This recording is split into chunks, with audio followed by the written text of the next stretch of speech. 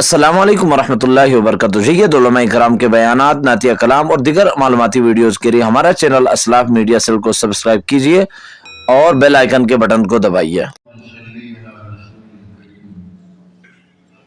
اما بعد فاعوذ باللہ من الشیطان الرجیم بسم اللہ الرحمن الرحیم قل بفضل اللہ وبرحمتہ فبذلک فلیفرحوا هو خیر مما یجمعون وقال تعالی ولا تهنوا ولا تحزنوا وانتم الاعلون ان کنتم مؤمنین وقال تعالى قل هل يستوي الذين يعلمون والذين لا يعلمون صدق الله العظيم.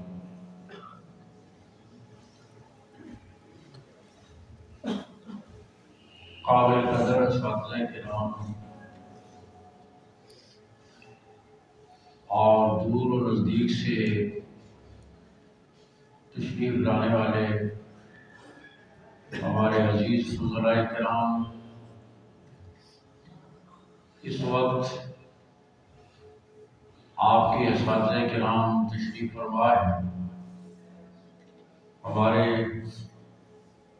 دارالعلوم فاروقیہ کے ناظم تعلیمات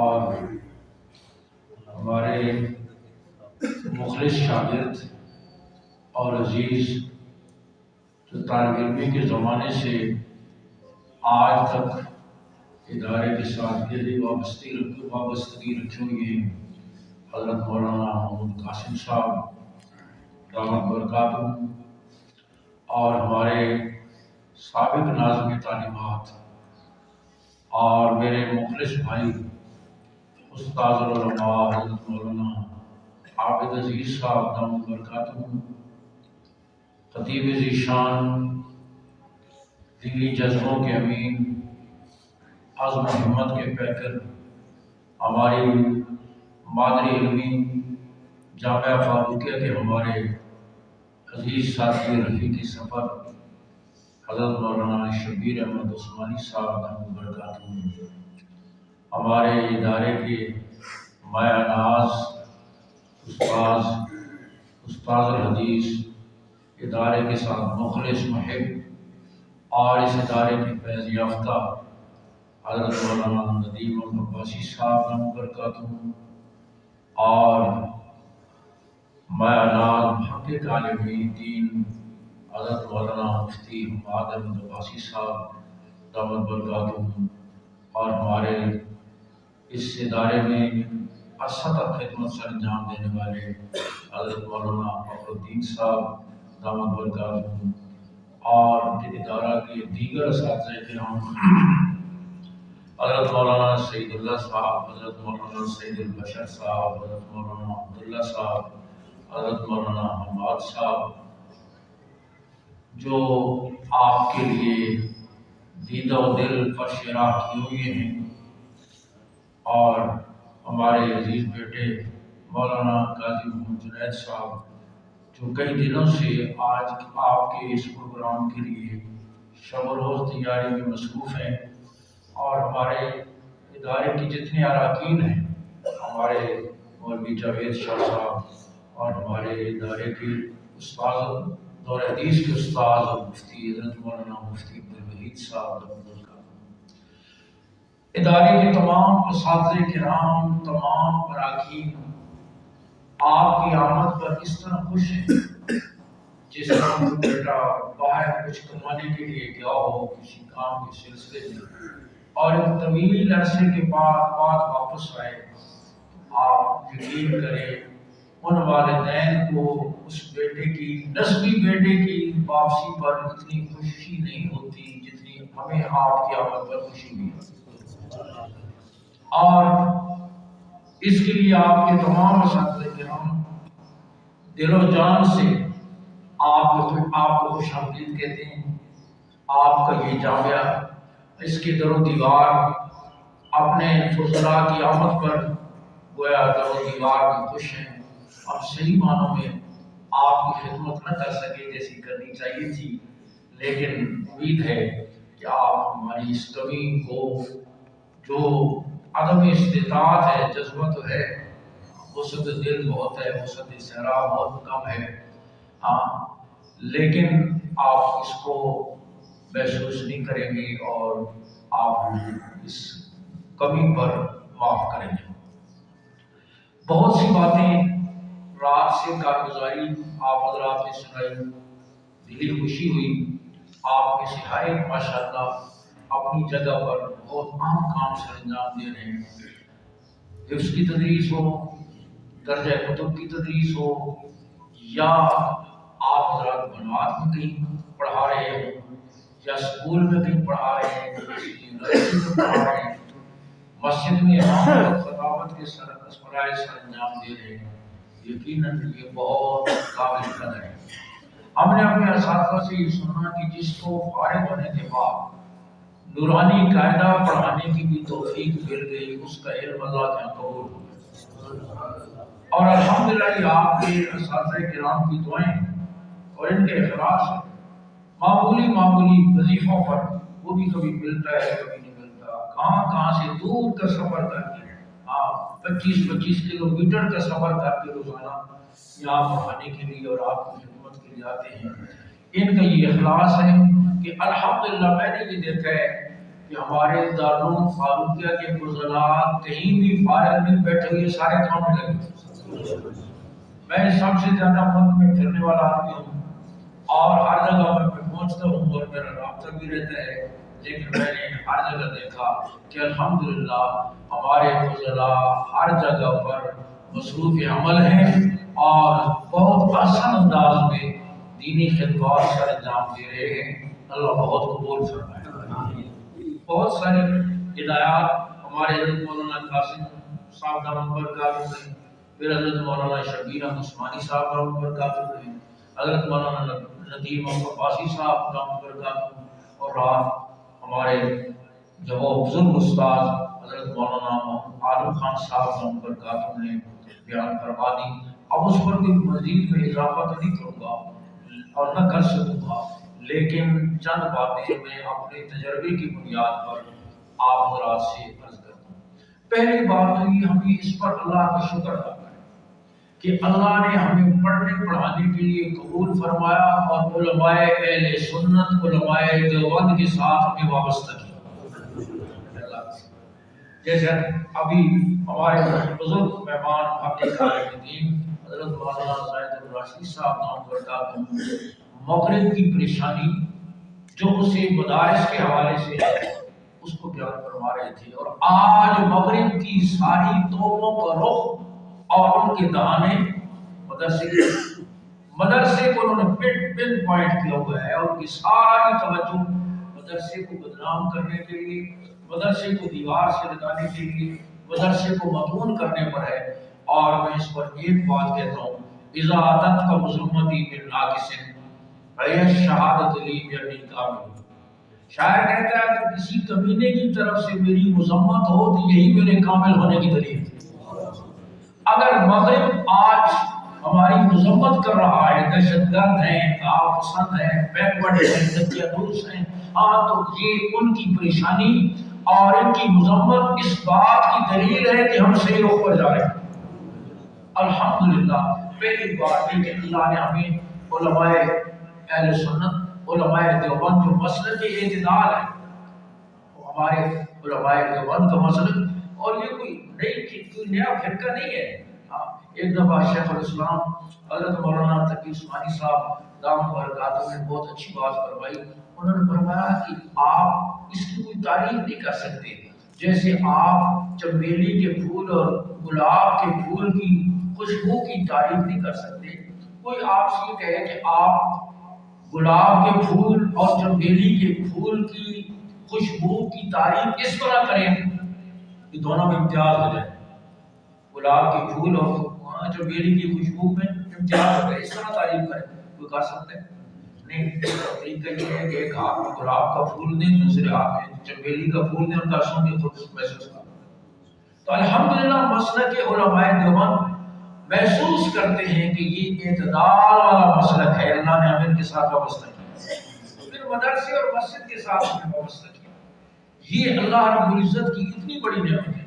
ہمارے حضرت اقدس استاد المحدثین حضرت مولانا سلیم اللہ خان رحمۃ اللہ فرمایا کرتے تھے زندگی پر نظر ڈالتے ہیں تو اور تو کوئی بات صحیح والی نہیں ملتی. یہ حضرت کی کثر نفسی تھی، ورنہ حضرت نے 75 سال علم نبوت کی تدریس کی اور 60 سال سے زیادہ سب بخاری شریف پڑھائی. فرمایا زندگی پر نظر ڈالتے ایک بات صحیح والی ملتی ہے، وہ یہ کہ حضور صلی اللہ علیہ وسلم نے فرمایا وہ اس کو معلمن، اللہ نے مجھے معلم بنا کر بھیجا ہے اور اللہ نے ہمیں بھی معلم بنا دیا. اللہ نے ہمیں پڑھنے پڑھانے کے ساتھ وابستہ کر دیا ہے. بس آپ صبح سویرے اٹھتے ہیں آپ کی نگاہیں سب سے پہلے قرآن حدیث میں پڑھتی ہیں، رات کو سوتے ہیں آپ کی نگاہیں سب سے پہلے قرآن، سب سے آخر میں قرآن حدیث میں پڑھتی ہیں. اسی کو دیکھتے ہیں، اسی کو سنتے ہیں، اسی کو پڑھتے ہیں، اسی کو سوچتے ہیں، اسی کے لیے تھکتے ہیں، اسی کے لیے جاگتے ہیں. اللہ نے آپ کی تمام تر توانائیوں کو علم نبوت کے لیے تبدیل کر لیا. کہو الحمدللہ.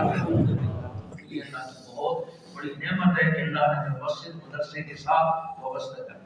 اب یہ کہ اس نعمت کی قدر کیسے کرنی ہے؟ نعمت تو یہ بہت بڑی ہے، اس میں کوئی شک نہیں کہ اللہ رب العزت نے ہمیں ہزاروں لاکھوں میں سے نہیں کروڑوں میں سے چن کر اللہ نے یہ دولت، انبیاء کی وراثت، آسمانی علم، وحی کے علم، یہ دولت، یہ جوہر، یہ گوہر اللہ نے ہماری جھولی میں ڈالی. اس میں تو کوئی شک نہیں، یہ بہت بڑی نعمت ہے. اب نعمت کی اس نعمت کی قدردانی کیا ہے؟ اور نہیں شکرتم لازیننکم، تو بہت بڑی. قل بفضل اللہ وبرحمتہ فبذلک فلیفرحوا. میرے بابو آپ اعلان فرما دیں قرآن کی اس نعمت کے ملنے پر، اللہ کے اس فضل کے ملنے پر انہیں چاہیے کہ یہ خوش ہو جائیں. وخیر مما یجمعون، مال عام ہے، وخیر مما یجمعون. جتنے کچھ وہ لوگ جمع کر رہے ہیں، سیم و زر ہے، دولت ہے، وارث ہے، زمین ہے، اقتدار ہے، مناصب ہے، مقام ہے. وخیر مما یجمعون، جو کچھ وہ جمع کر رہے ہیں قرآن کی دولت ان سب سے قیمتی ہے، سب سے بہتر ہے. قارون کے خزانے آپ غور فرمائیں، قارون کے خزانوں کو ضرب المثل کے طور پر آج بھی کوئی آدمی بہت مالدار ہو اور ساتھ کنجوس بھی ہو، اسے کیا کہا جاتا ہے؟ قارون ہے. اقتدار ہو ساتھ ظالم بھی ہو، کیا کہا جاتا ہے؟ فرعون ہے. بہت خوبصورت ہو کہتے ہیں اسے اللہ نے اسے یوسف دی ہے. آواز اچھی ہو کہتے ہیں اللہ نے اسے اللہ نے داؤدی دی ہے. تو قارون کے خزانے مثال کے طور پر پیش کیے جاتے ہیں، لیکن موسیٰ علیہ السلام یا ان کے ساتھیوں نے کیا کہا؟ قرآن نے کیا کہا؟ لا تفرح ان اللہ لا يحب. اس دولت پر مت اتراؤ. وہاں اس دولت پر اترانے سے منع کیا گیا ہے، اور یہاں اس دولت کے ملنے پر خوشی منانے کا حکم دیا گیا. خوش ہونے کو اللہ رب العزت نے یہ نعمت ہمیں جو دی ہے، اس نعمت کی قدردانی کیا ہے؟ اس کی بہت ساری باتیں تو اساتذہ کرام آپ کو بتا چکے ہیں. سب سے اہم بات یہ جب خصوصیت کے ساتھ اللہ کی رضا کے لیے تھا، اللہ کی رضا کے نظر ہو. اب میری بابا ہو جائے، میں مبتدا مدرس کہہ رہا ہوں، میں شعلہ بیان خطیب کہہ رہا ہوں، میرے نام اشتہاروں میں آئے اور میری بابا ہو، اور پھر مجھے اس پر بہت سارے پیسے ملے، عزتیں ملے، مجھ پر پھول نچھاور کیے. یہ ساری فاسد نیتیں، یہ ساری فاسد نیتیں ہیں. ہماری نیت یہ ہو کہ میں دین کی خدمت کروں، دین کا علم دوسروں تک پہنچاؤں، میں اللہ کی رضا کا حقدار بنوں، اللہ مجھ سے راضی ہو جائیں اور دوسرے لوگ اس دین پر چلیں، اللہ مجھ سے بھی راضی ہو جائے. اللہ کی رضا. اور پھر اس میں اتنی قوت ہے. آپ نے سنا حدیث میں آتا ہے اللہ رب العزت سے فرشتوں نے پوچھا کہ اللہ اس کائنات میں سب سے زیادہ طاقت والی چیز کون سی بنائی؟ اللہ نے فرمایا زمین کو بنایا. پانی پہ بچھائی گئی تھی، زمین ڈول رہی تھی، ہم نے والجبال اوتادا، پہاڑوں کو کیلوں اور میخوں کے طور پر زمین پہ گاڑ دیا، لرزتی ہوئی زمین ٹھہر گئی. اور پوچھا کہ اللہ پہاڑوں سے زیادہ طاقت والی کوئی چیز بنائی؟ لوہے کو پیدا کیا جو پہاڑوں کو کاٹ کے رکھ دیتا ہے. پوچھا لوہے سے زیادہ طاقت والی چیز بنائی؟ آگ کو پیدا کیا جو لوہے کو پگھلا دیتی ہے. پوچھا آگ سے زیادہ طاقت والی چیز بنائی؟ فرمایا پانی کو پیدا کیا جو آگ کو بجھا دیتا ہے. پوچھا پانی سے زیادہ طاقت والی چیز بنائی؟ فرمایا ہوا کو پیدا کیا جو پانی کو اڑا لیتا ہے. پوچھا یا اللہ پہاڑوں سے زیادہ، لوہے سے زیادہ، آگ سے زیادہ، پانی سے زیادہ، ہوا سے زیادہ، ان سب سے زیادہ طاقت والی کوئی چیز بنائی؟ فرمایا ہاں مومن کا میری رضا کے لیے دائیں ہاتھ سے صدقہ کرنا کہ بائیں کو پتہ نہ چلے، ساری کائنات سے زیادہ کرنا. اربع عناصر ذکر کی اس حدیث مبارکہ میں، 4 ایلیمنٹس جن سے یہ کائنات بنی، آگ، ہوا، پانی، اور سب کا ذکر کر کے فرمایا کہ اس کا اخلاص والا عمل جو اللہ کی رضا کے لیے ہے یہ چاروں عناصر سے زیادہ طاقت رکھتا ہے، یہ پوری کائنات سے زیادہ طاقت رکھتا ہے۔ اس لیے میرے عزیزوں ہر موقع پر اللہ کی رضا کو پیش نظر رکھیں، میرا اللہ مجھ سے راضی ہو جائے۔ مدرسہ بنانے میں، تدریس کرنے میں، اہتمام میں، نظامت میں، خطابت میں، امامت میں، ہر موقع پر کسی دینی تحریک میں اور پیش نظر یہ نہ ہو کہ میری واہ ہو جائے، میں مشہور ہو جاؤں، میری شہرت ہو جائے اور لوگ میری عزت کریں، نہ نیت یہ ہو کہ میرا اللہ مجھ سے۔ پھر دیکھیں کہ اللہ رب العزت کیسی عزت عطا کرے۔ عزت تو اس کے ہاتھ میں ہے نا، وَلِلَّهِ الْعِزَّةُ وَلِرَسُولِهِ وَلِلْمُؤْمِنِينَ۔ عزت اللہ کے لیے، اس کے رسول کے لیے، ایمان والے اس کی رضا کو پیش نظر رکھیں اور پھر یہ ہمت کے ساتھ کام لیں۔ پست ہمتی، دوسری بات یہ پست ہمتی سے حدیث شریف میں پناہ مانگی گئی، اللہ انی اعوذ بک من العجز والکسل۔ سستی سے نہیں ہوتا جی، لوگ سنتے نہیں ہیں، بڑے بڑے استعداد والے لوگ، ذی استعداد لوگ پست ہمتی کی وجہ سے زندگی میں کچھ نہیں کر سکتے۔ وہ جی کچھ نہیں ہوتا جی، لوگ سنتے نہیں ہیں جی، آج کل کون سا دور آ گیا جی، فلاں ہے جی، سوشل فتنے ہیں جی، بہت ہے، ہمارا گاؤں تو ایسا ہے جی، بس بندہ علاقہ ہے۔ اس طرح کی چیزیں ذہن میں لا کر اور یہ کام کرنے سے رک جاتے ہیں۔ حضرت ایسے حاضر کے امام الاولیاء حضرت مولانا احمد لاہوری رحمہ اللہ فرمایا کرتے تھے، قرآن چلتا پانی ہے، جیسے چلتا پانی اپنا راستہ خود بناتا ہے، قرآن اپنا راستہ خود بناتا ہے۔ اس لیے سستی اور پست ہمتی کو کبھی قریب نہ۔ آپ کا عزم ہمت پہاڑوں جیسے، استقامت آپ کی پہاڑوں جیسے۔ دیکھو یہ دنیا ہے، جنت نہیں ہے، ہر جگہ پر مسائل ہوتے ہیں، کچھ نہ کچھ مسائل، کہیں کو بیٹی کا مسئلہ ہوگا، کہیں لوگوں کا عقیدہ ٹھیک نہیں ہوگا، کہیں لوگ بے رخی کے ساتھ، کہیں درست لوگ ہوں گے، کہیں غریب ہوں گے، مسلمان ہوں گے، مختلف طرح کی چیزیں مختلف جگہ پر پیش آئیں گی۔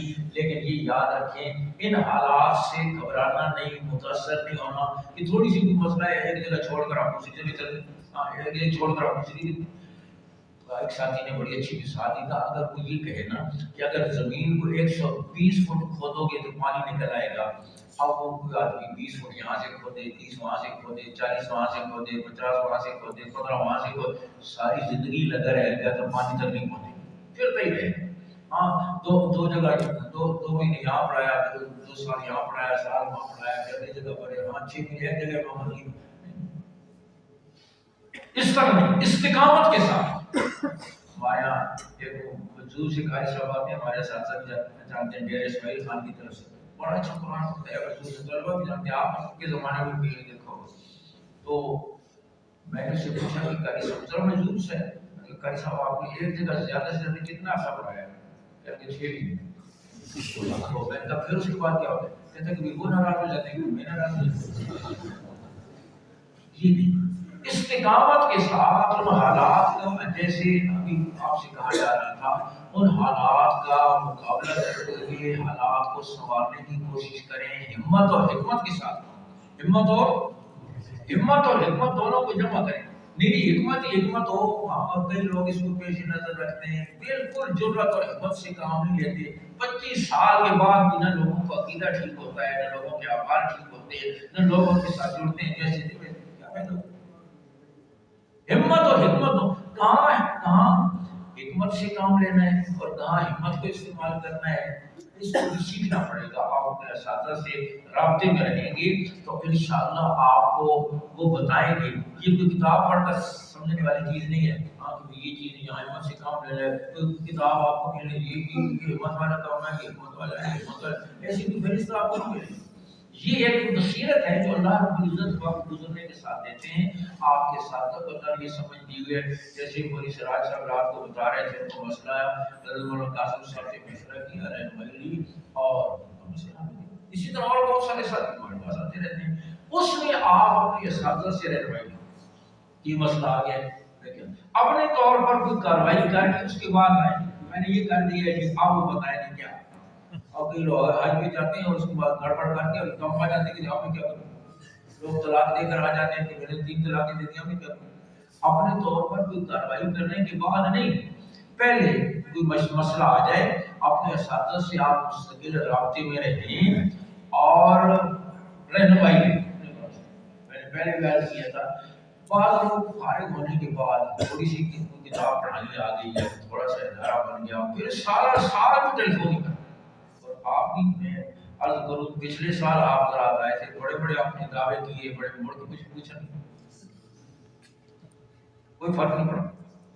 میں سارا سال جائزہ لیتا رہا، ایک دو ہی شاید رابطہ کیا ہو، یا جیسے ابھی ذکر کی جا رہی تھی کارگزاری ولی عمران دورانی صاحب اور کسی ساتھیوں نے، نہیں اس کو مالی تعاون کو تو وہ تو آپ کی ذمہ داری ہے، یعنی وہ تو آگے میں بات کروں گا، لیکن کم از کم ٹیلیفون تو آپ کر سکتے ہیں۔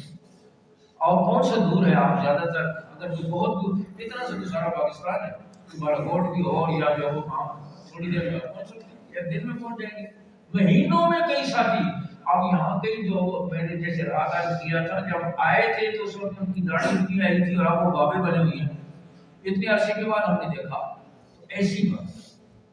حضرت مولانا تقی عثمانی صاحب دعوت برکات ایک دفعہ فرمانے لگے کہ میرے والد صاحب حضرت مفتی اعظم مفتی شفیع صاحب رحمہ اللہ، جب ان کا آخری وقت تھا تو انہوں نے مجھے بلایا اور ایک بات کہی، انہوں نے فرمایا مولوی تقی، دنیا سے جانے والوں کو بھول تو سارے ہی جاتے ہیں لیکن جلدی نہ بھول جاتے۔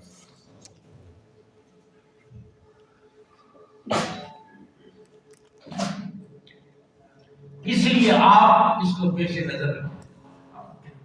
جہاں یہاں سے جانے کے بعد ہم ماحول میں آپ آتے ہیں، انسانیت سے ملتے ہیں، خیرات سنتے ہیں، اس کے بعد کچھ جذبات بنتے یہاں نکلے اور چل رہے۔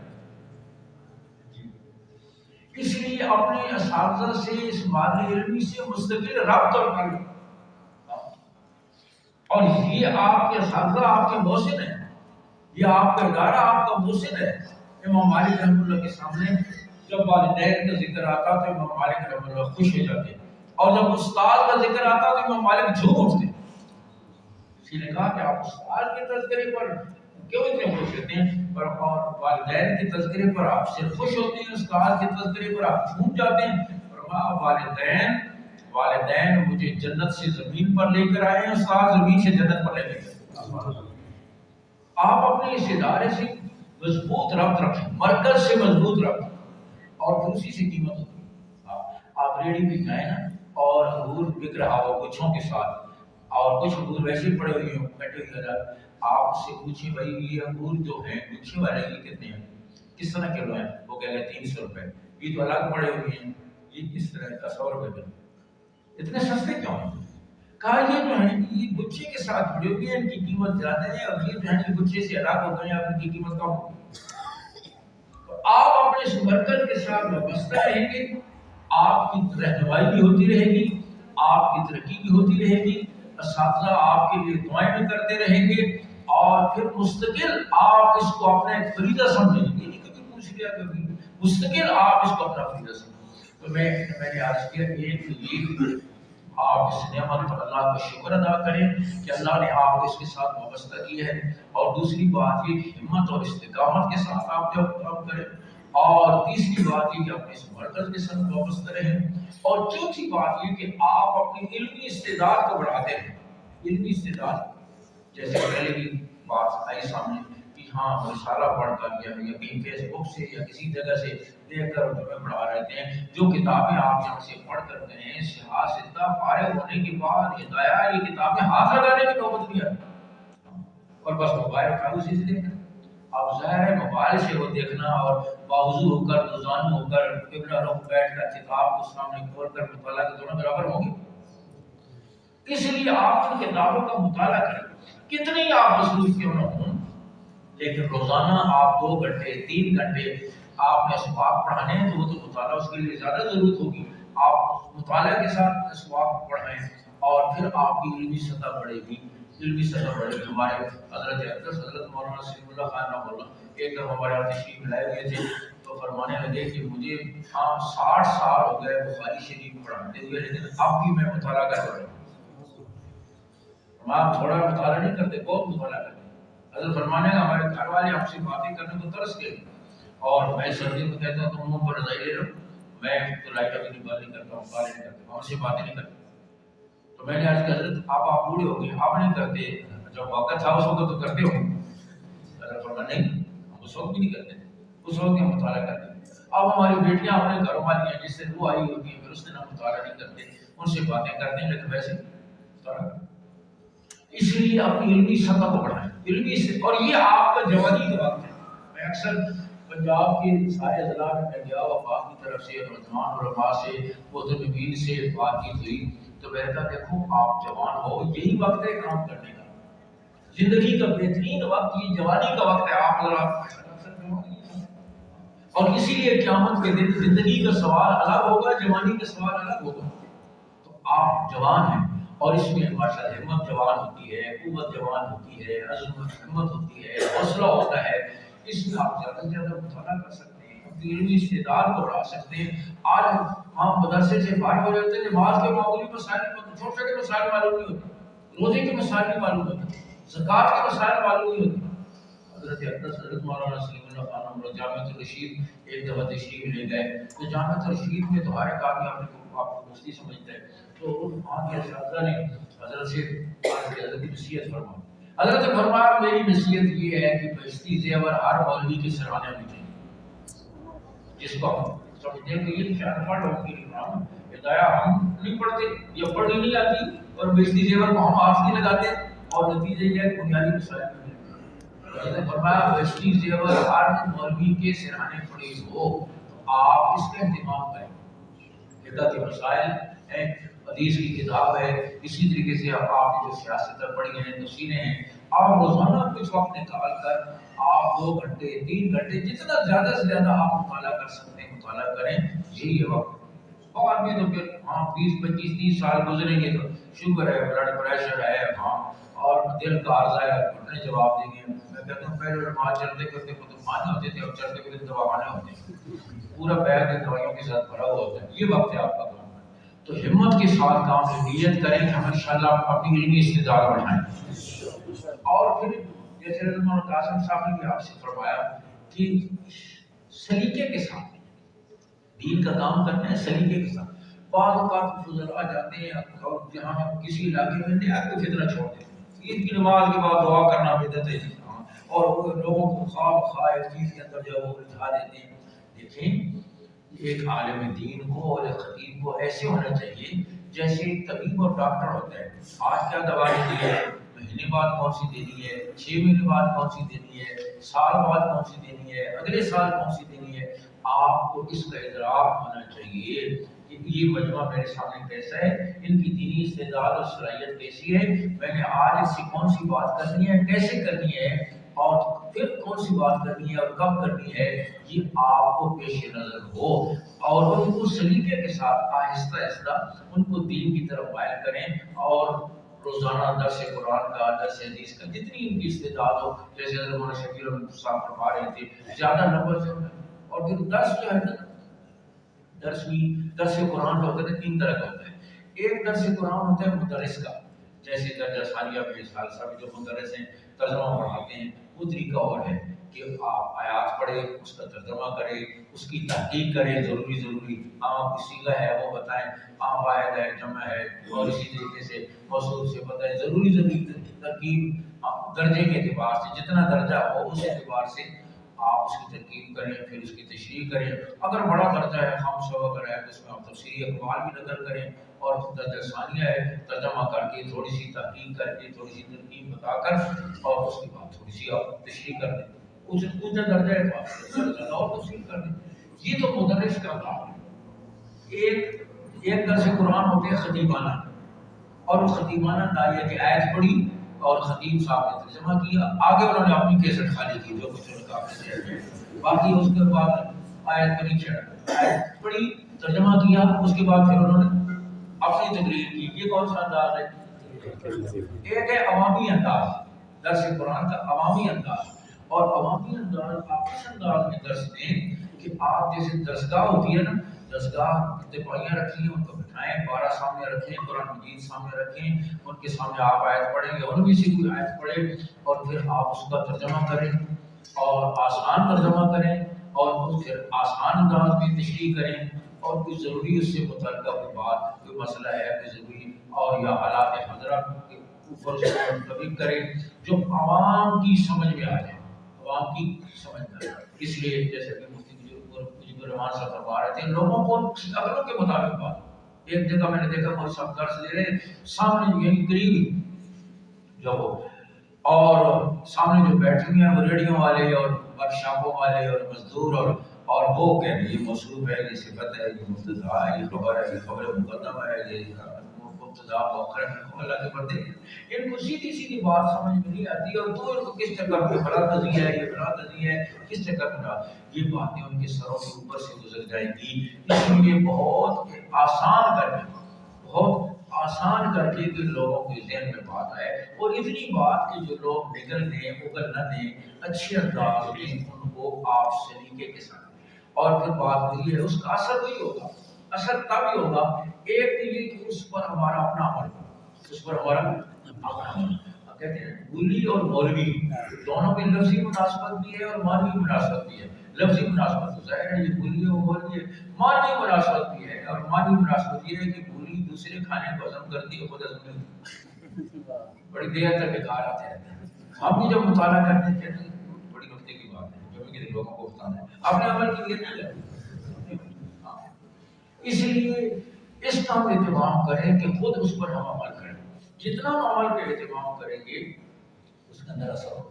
अरे शेख अब्दुल कादिर जिलानी देखें, अल्फाज जो होते हैं ना, अल्फाज की हैसियत ऐसी होती है जैसे लिबास, और जो जज्बा है उसकी हैसियत ऐसी है जैसे लिबास के अंदर आदमी। अगर आदमी तंदुरुस्त तवाना है तो फटा पुराना लिबास होगा तो भी उसे अच्छा लगता रहेगा, और अगर लिबास बहुत कीमती है लेकिन अंदर टीवी के मरीज है तो लिबास है। अगर शेख अब्दुल कादिर जिलानी रहमतुल्लाह के साहबजादे बहुत उलूम व फनून से फारिग तासीर होकर आए, मुतल्लिकीन ने कहा हज़रत साहबजादे तशरीफ लाए हैं तो आप जो है वो इनसे फरमाएं, बात नसीहत करें। उन्होंने वाज किया, तदरीर की, उलूम मारिफ के दरिया बहा दिए, लेकिन किसी आदमी पर फिक्र आखिरत के एतबार से कोई असर नहीं हुआ। फिर हज़रत शेख अब्दुल कादिर जिलानी खुद उठे और अपने घर का वाक़या बयान किया। कोई कुरान हदीस की बात नहीं थी, कोई इबरत की बात नहीं थी, कोई नसीहत की बात नहीं थी। एक घरेलू वाक़या बयान किया कि रात हम कहीं गए हुए थे, अपनी बीवी के बारे में फरमाया यहया ने हमारे लिए खाना रखा था और वो खाना बिल्ली खा गई और हम रात को भूखे सोए। इतनी बात फरमाई, कितने लोग फिक्र आखिरत से बेहोश हो गए। हालांकि इसमें कौन सी आखिरत की बात है, कोई जन्नत दोज़ख की बात, कोई मौत कब्र, कोई बात नहीं है, लेकिन उनके अंदर का जो जज्बा था, उनके अंदर का जो जज्बा था वो काम कर रहा है। अंदर का जो जज्बा होता है वो जज्बा से काम कर रहा है। अगर जैसे वो कासिम साहब फरमा रहे थे कि हक बात, हक नियत से, हक तरीके से आप कहेंगे उसका असर होगा, और इनमें से कोई अगर एक भी नहीं होगा। आखिरी सफर में हज़रत मौलाना यूसुफ रहमतुल्लाह जो तबलीग के अमीर थे, हज़रत मौलाना यासीन के साथ रावलपिंडी पर का जो आखिरी सफर था, सफर वफात, तो साथी कहते हैं कि हम ज़करिया मस्जिद में कुछ बड़े बड़े लोगों को लेकर आए, दुनियावी मुनासिब के एतबार से, कोई वजीर, कोई डायरेक्टर, कोई इस तरह के लोग लेकर आए और हमने हज़रत से तारुफ कराया। हज़रत ये फलां महकमे के वजीर हैं, ये डायरेक्टर जनरल हैं, ये वजीर खुराक हैं, ये फलां है, इस तरह का तारुफ कराया। नए लोग थे, सुनते हज़रत फरमाया कि क्या जानवर हमारा तारुफ कराया। सहाबा का तारुफ होता था, ये बदर वाला है, ये ओहद वाला है, ये सारा माल लगाने वाला है, ये आपको याद लगाने वाला है, ये क्या तारुफ करा, ये खुराक का वजीर है, ये पानी का वजीर है। फिर कहने के हम परेशान हो कि ये नए लोग हैं, ये क्या कहेंगे कि हमारी बेइज्जती करेंगे। लेकिन फरमा उन लोगों ने महसूस नहीं किया कि हज़रत आप बिल्कुल सच फरमाएं, बिल्कुल सच फरमाएं, हमारा तारुफ ही बदल गया, हम कुछ और थे, आज हम क्या फरमाएं। वो क्या था, क्यों नहीं महसूस किया। अगर हम कहते तो हमारे गिरबान पकड़ लेते, क्यों नहीं महसूस, इसलिए कि उन्होंने उनकी तहकीर के लिए वो बात नहीं की, उनको हकीर समझे, डर के लिए किया। आज मुसलमान का तारुफ बदल गया, उम्मत कहाँ थी आज कहाँ पहुंच गई, हमारा तारुफ ही बदल गया। अब जाहिर है कि वो बात सख्त थी, लेकिन उनका जज्बा ठीक था तो उस बात को महसूस नहीं था। इसलिए मैं आज कर रहा हूँ हिम्मत के साथ, सलीके के साथ, इस वक्त आपने खुद इला सबील रब्बिक बिल हिकमति वल मौइज़तिल हिकमत और अच्छे अंदाज, नरम अंदाज में, यानी अगर आप सख्त में बात कहें ना और आपका अनुमान नरम हो, महसूस नहीं करता। हम साल में चल रहे थे तबलीग में, मैं और एक मेरा साथी था बड़ी रफीक तौसीफ, और हम तशकील से वापस आए तो प्राइवेट पुरानी मस्जिद में ऊपर गैलरी थी जहाँ साल वाले मौलवियों को जगह दी हुई थी, तो हम वहीं रहते थे। तो हमें नहीं पता था कि भाई हमारी तशकील के दौरान वो जगह किसी और को दे दी है। ہم سیدھے آئے تشکیل سے واپس، تو سیدھے بستر لے کر میں اور ہمارے رفیق اوپر چلے گئے۔ وہ جگہ حضرت جو بڑی زمینداروں کی جماعت چلتی تھی ان کو شاید رات کر دی تھی۔ ایک زمیندار ہمیں ملا، ہم نے بستر رکھی اور وہ وہاں کھڑا ہوا تھا گیلری میں، تو بڑے غصے سے اور رغبت سے اس نے کہا تمہیں پتہ نہیں ہے یہ جگہ حضرت نے بزرگوں نے زمینداروں کے لیے طے کر دی ہے؟ تو پھر وہ ساتھی رفیق تو سی ہنستے ہنستے یاد ہے رفیق تو سی ہنستے ہنستے کہنے لگا حضرت بزرگوں نے جگہ طے کی ہوگی تو غصہ کرنا بھی طے کیا ہوگا۔ تو بیچارہ بڑا شرمندہ ہو گیا، ہنستے ہنستے حضرت بزرگوں نے جگہ طے کی ہوگی غصہ کرنا تو نہیں طے کیا ہوگا۔ تو اگر سخت بات بھی آپ جو ہے نرم لہجے میں نرم انداز میں کہیں، ہمارے آپ پچھلے سال حضرت مولانا منیر المنور صاحب کا تشریف لائے اور انہوں نے غیر مقلدیت کے حوالے سے درس بخاری کے دوران بڑی سخت باتیں کی، لیکن ایک عام آدمی جو زیادہ پڑھا لکھا وہ کہنے کا حضرت نے بڑی سخت باتیں کی لیکن بڑے نرم انداز میں کی، کسی نے محسوس نہیں کی۔ تو لہجہ جو وہ نرم ہو، نرم بات ہوتی ہے لیکن لہجہ جیسے رات میں نے مثالیں دی تھی، لہجہ ایسا سخت ہوتا ہے کہ آپ کو محسوس کرتے ہیں۔ اس لیے آپ ان ساری باتوں کو پیش نظر رکھتے ہوئے اچھے جذبے کے ساتھ اور صحیح نیت کے ساتھ، خیر خواہی کے ساتھ لوگوں کو جتنی ضرورت ہو وہ بات کرے۔ اور پھر جس چیز بنیادی باتیں، آج دیکھو ہم بنیادی باتیں لوگوں کو سکھاتے آر محسوس کرتے ہیں۔ مجھ سے کوئی کہے نا کہ جی مجھے ذرا وضو کی فرائض سکھا دو، جاؤ ادھر دیکھ لیں کسی جا کسی قاری سے پوچھیں گے۔ ہم تو چاہتے ہیں معراج کا فلسفہ جانتے ہیں۔ حضرت مفتی جنرل عبدالعزیز صاحب فرماتے تھے لوگوں کو نماز کے فرائض نہیں آتے، لوگوں کے وضو کے فرائض نہیں آتے، اور ہماری ساری زندگی گزر جاتی ہے فلسفہ معراج اور فلسفہ شہادت کو بیان کرتے، نہ کسی نے شہید ہونا نہ کسی نے معراج پہ کرنا، جو بنیادی چیز ہوتی ہے بیان نہیں کرتے، اس کو اپنی توہین سمجھتے ہیں۔ حضور اکرم صلی اللہ علیہ وسلم تشریف لائے خطبہ ارشاد فرمانے کے لیے، اور ایک بدو کھڑا ہوا، حضور مجھے دعا قنوت سکھا دیں۔ آپ نے خطبہ موقوف فرمایا، ممبر سے نیچے تشریف لائے اور اس کو آپ نے دعا قنوت سکھایا اور پھر آپ نے خطبہ شروع کیا۔ آج ہم میں سے کرتے ہیں، اس لیے بنیادی باتیں حضرت مولانا شاہ ابرار الحق صاحب رحمۃ اللہ علیہ خانی رحمۃ اللہ کے بڑے خلفاء میں سے تھے۔ میں جب جامعہ فریدیہ میں تھا تشریف لائے، حضرت کو پھر بیان بنیادی باتیں، کھانے کے آداب، سونے کے آداب، اذان کیسے کہنی ہے، اقامت کیسے کہنی ہے، پورا انہوں نے کھڑا کر کے طلباء کی قیام کیسے کرنا چاہیے، ہاتھ کہاں ہونی چاہیے، رکوع کیسا کرنا چاہیے، اذان کی پوچھا اذان کون کرتا ہے، اذان کیسے کہیں، یہ بنیادی باتیں، یہ بنیادی، اور ہم آج اس کی طرف توجہ نہیں دیتے۔ یہ بنیادی باتیں اس کی طرف انہوں نے فرمایا، دیکھو فرمایا کھانے کا ادب پیر اور شیخ کے ادب سے زیادہ ہے۔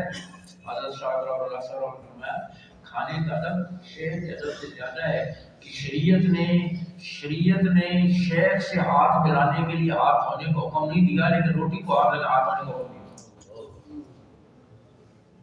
بنیادی باتیں ہم لوگوں کو سکھائیں، اور درس قرآن میں، درس حدیث میں بنیادی باتیں سکھائیں، ان کو جلدی سمجھ میں آئیں گی، یاد بھی رہیں گی۔ اور میں نے عرض کیا جیسے وہ درسگاہ کا دعا ہوتا ہے، ان کے دفاعیاں رکھیں، سامنے قرآن مجید رکھیں، بارے رکھیں، ایک آیت ان کو آپ بتائیں، ترجمہ کریں، ضروری تشریح کریں، کوئی مسئلہ بتانا ہو آپ ایک آدھ مسئلہ روزانہ ان کو بتا دیں، یہ لوگ آپ سے جڑیں گے، یہ سمجھیں گے یہ میرے استاد ہیں، میرے شاگرد ہیں۔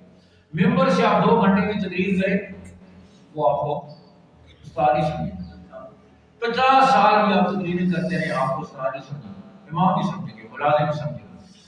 میں نے اعتکاف 60-70 آدمی اعتکاف کرتے ہیں، میں نے کہا دیکھو ہمارا طالب علم 8 سال کے بعد عالم بن جاتا ہے، تم 50 سال بھی درس سنو تو تم عالم نہیں بنتے، وجہ کیا ہے؟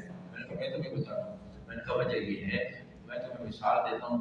میں نے کہا وہ اس کو استاد کو استاد سمجھتا ہے، اس کے سامنے پلکیں بچھاتا ہے، اس کے جوتے اٹھاتا ہے، اور اس کے جوتے دکھاتے ہو، ہاں اس کی آنکھیں دکھاتے ہو، ادب نہیں ہے تمہارا۔ میں نے کہا میں نماز پڑھ رہا تھا، میرے دائیں طرف ایک طالب علم تھا، بائیں طرف محلے کا نمازی تھا، سلام پھیرا تو طالب علم چینج پیچھے سے رکھ گیا، کہ نماز کے دوران تو استاد کے ساتھ کھڑا ہونا ہم کچھ مجبوری تھی، نماز کے بعد کوئی مجبوری نہیں ہے. طالب علم چھ پیچھے ہو گیا ہم تدریج چینج آ گئے.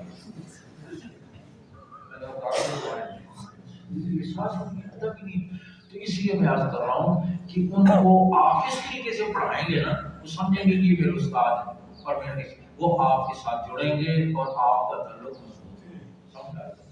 اور پھر جیسے پہلے بھی آپ کو کہا گیا کہ محلے میں آپ ماحول بنائیں. ماحول یاد رکھیں ماحول کسے کہتے ہیں؟ ماحول کسے کہتے ہیں؟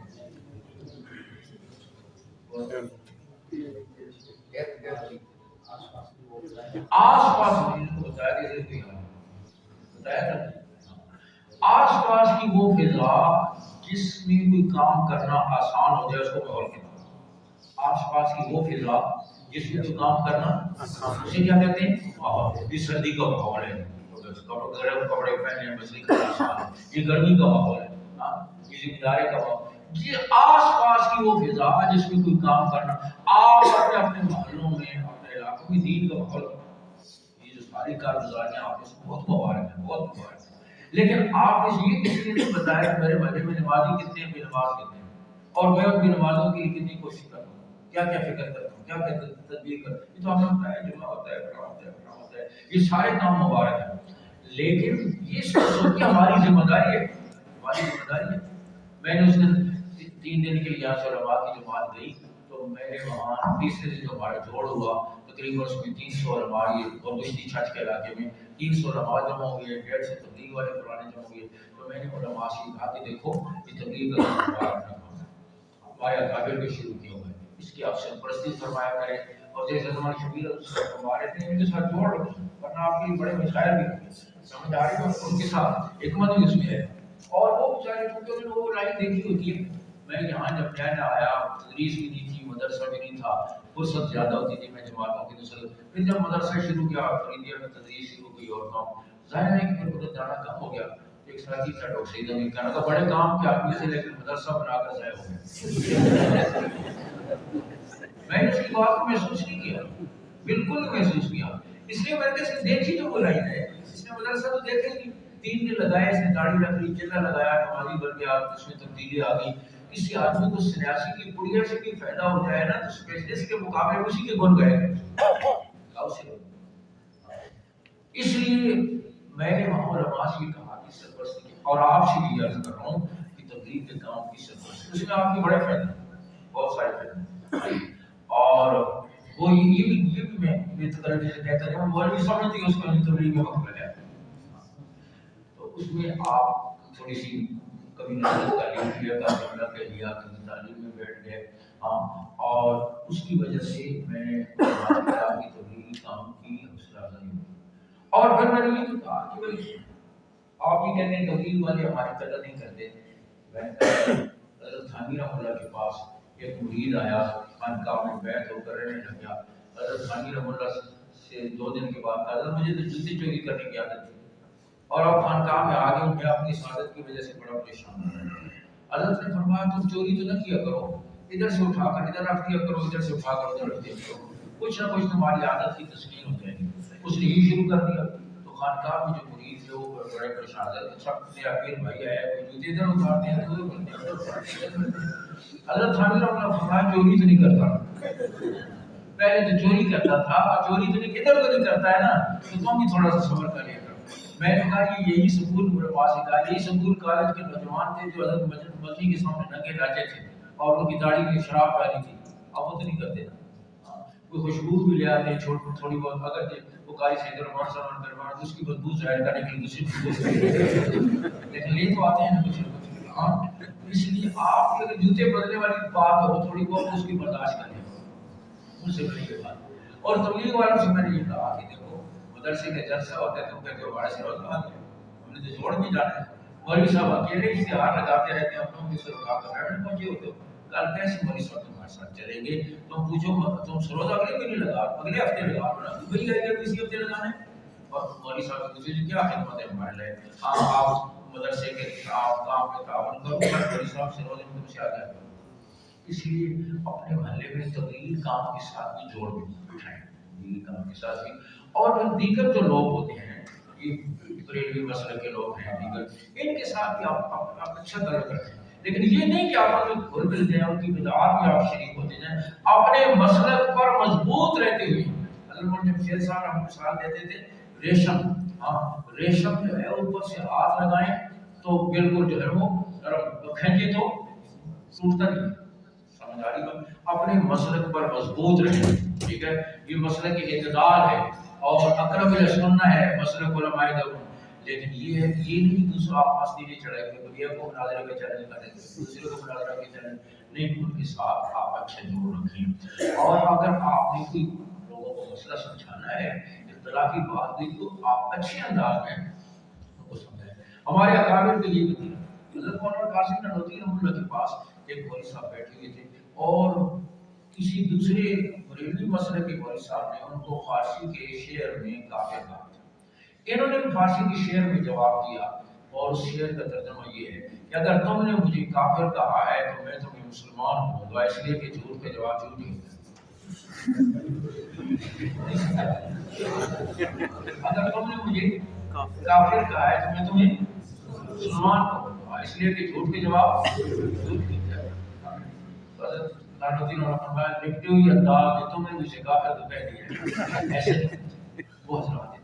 تو اس لیے دوسرے اور اس کی وجہ سے دین کی عزت ہوتی ہے، پر عام لوگ دین سے دور ہو رہے ہیں، تو ان کے ساتھ یہ نہیں کہ ان کی آپ رسومات میں شریک ہوں، لیکن یہ ہے کہ ان کے ساتھ اچھا برتاؤ، تو مل گئے چاہے ملا دی راستے میں، ہاں یہ کہیں مل گئے اچھا دعوت اسلام کرنی ہو، اب ہمارے پاس سارے آتے رہتے ہیں، ریلوی مسئلہ کی مولوی صاحب یہاں آتے رہتے ہیں، ایک بڑا قریب ان کا خطیب ہے، بڑا ایک نیا مدرسہ دیکھا اور میں نے کہا ایسا ہم سے نہیں چلتا، کہ اس طرح کریں نا کہ ایک مجھے کوئی معتدل سا مولوی دے دے، وہ معتدل سا قاری دے دے، بچوں کو سبق وہ پڑھایا کرے، نماز میں خود پڑھایا کروں گا، لیکن یہ ہے کہ بچوں کو سبق پڑھایا کرے، ہم سے نہیں، اس لیے ان کے ساتھ بھی آپ اچھا شروع کریں، اچھا رول، اجتماعی کام بہت سارے ہوتے ہیں، مدارس کے تحفظ کے ہوتے ہیں، ہم وفات میں ترجمات مدارس دینی ہیں ان کے ساتھ چلتے ہیں، یہاں تک کہ شیعہ بھی اس میں تو موجود ہیں، اہل حدیث اور بریلوی مسلک کے لوگ تو ہمارے ساتھ چلتے ہیں، اور ہم ان کے ساتھ کئی کاموں میں ہمیں وہ